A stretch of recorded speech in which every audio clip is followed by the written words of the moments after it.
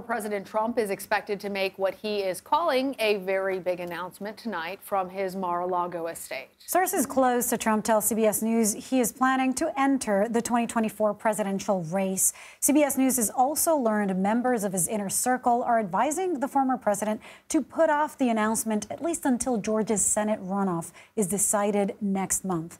Trump has rebutted the advice, and is expected to push forward with the announcement. He's also facing criticism from some Republicans over the party's underwhelming performance in the midterms.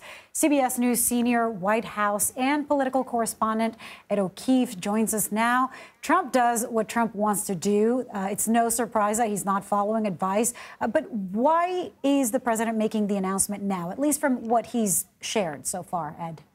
If he's going in the direction of announcing his 2024 presidential bid as expected, it's designed to try to push out any other potential contender by, in essence, owning the space, owning the entire Republican base, and trying to dissuade anyone else from challenging him. The difference this time, of course, is now the results of last Tuesday appear to make him vulnerable in that Trump-backed candidates in so many states, especially swing states, lost their races despite hewing quite closely to him. So the hope tonight is that he can get out there, demonstrate to any other would-be contender that he's got the money, the manpower, and the Republican Party base behind him, and that to try to challenge him would be a futile effort. But we know there are several other contenders out there considering this, among them Florida Governor Ron DeSantis, Florida Senator Rick Scott, Texas Senator Ted Cruz, former Vice President Mike Pence, who's on his book tour this week, former Secretary of State Mike Pompeo, the Virginia Governor Glenn Youngkin,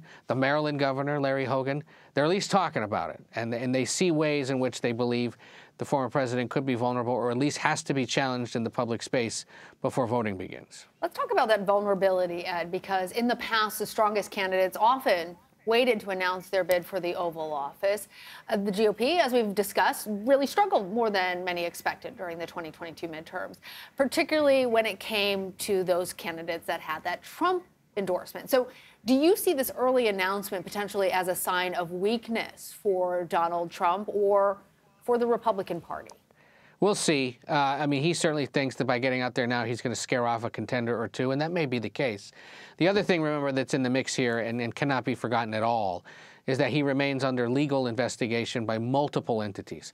The federal government, the Georgia, Atlanta-based prosecutor there investigating potential election intimidation, and other related matters in Georgia. There are congressional committees, of course, that continue to look into him. He's defied subpoenas, for example, from the January 6th committee. And the thinking inside his camp is, at least for the former president himself, is that if he can get out there, he potentially avoids some of that legal mess by being an announced candidate. But remember, we've seen the Justice Department investigate and indict sitting and campaigning lawmakers before. He's not even in office. He's a private citizen at this point. So yeah, there's no reason to believe that his legal risk would ever change. Yeah, that's important. That's something that's really important to stress. I mean, that calculation seems like it's making a lot of assumptions. And the former president is not above the law. No. Legally speaking, of course, these investigations can continue, right? Absolutely. Yeah. And you know, we're entering an area without precedent, both legally and otherwise, by virtue of having him do this again in the modern era.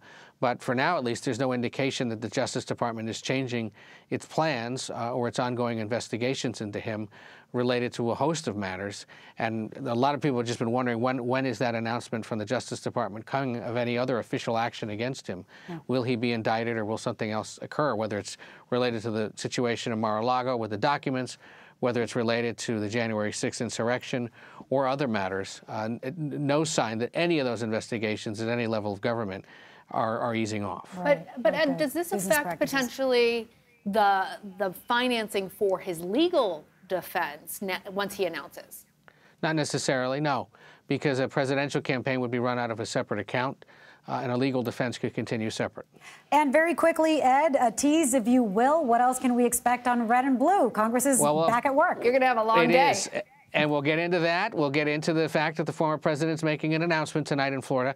And we'll speak with what you could call the majority maker, Nevada Senator Catherine Cortez Masto, about her come from behind and close finish in her reelection fight out in the Silver State. How she did it and what she wants Congress to focus on next, all that coming up at 5 Eastern, 2 in the West, repeating later. And we'll be live again at 9 p.m. Eastern, 6 in the West with the former president's announcement. We'll have some coverage, but also more importantly, some context around all that and what it could mean for the future of the Republican Party. That's a major interview, so much context needed. The first and only Latina in the Senate. I must always add. Ed O'Keefe, thank you. We're going to see you at 5 p.m. Eastern on Red and Blue.